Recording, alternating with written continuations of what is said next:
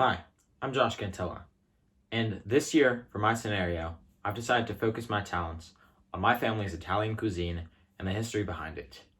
In this video, I'm going to be showing you how to make one of my favorite snacks. It's called Taralli.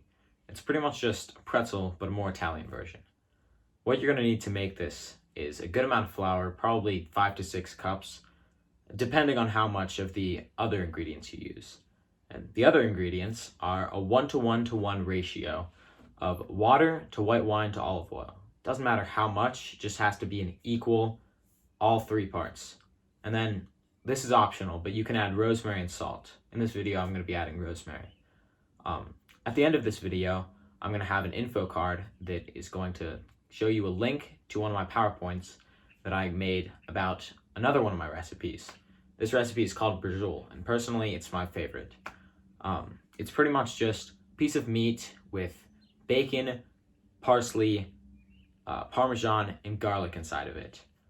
It's wrapped up and cooked in some tomatoes and usually served on pasta. It is delicious. If you want to learn how to make that, you can click that info card. But for now, I'm going to teach you how to make Taralli. This is Editor Josh. My clip got messed up, so just preheat your oven to 375 degrees Fahrenheit. Put one of your racks to the top of your oven. You're gonna coat a baking sheet with parchment paper.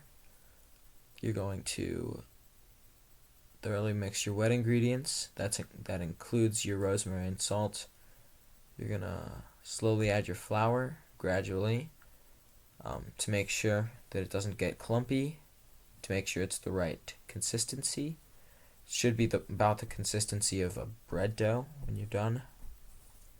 And if it's too tacky, just add a little bit more flour. If the opposite is true, add a little bit more oil. Handing it back off to me.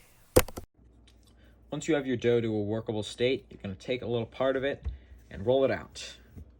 You're going to roll it until it's about as thin as a pencil. That's probably the thinnest you should make it. Thickest is about the size of your pinky finger. If you have larger fingers like me, some people have smaller fingers, and that's about the right size. But this is too thick, so I'm going to roll it out a little bit more. Once I have it rolled out, I'm going to pinch off a piece about the size of 3 or 4 knuckles, wrap it around one of my fingers, pinch it like that, tuck it up, and then put it on my parchment-lined baking sheet. You don't have to spread them out very much because they don't have anything that'll make them rise or spread, and then you're just going to do that for the rest of the dough. Once you have all of your dough used up and formed into Taralli, you're going to place them in the oven on the top rack and check them after about 25 minutes. Then check every 5 minutes until they're barely golden. If you did it right, this is what it should look like. The main reason Taralli is so important to my family is because when my grandmother was moving to America with her parents, they were very poor when they arrived because they had to leave all their stuff behind. And they had to work their way up, and Taralli, it's very simple. All the ingredients were cheap.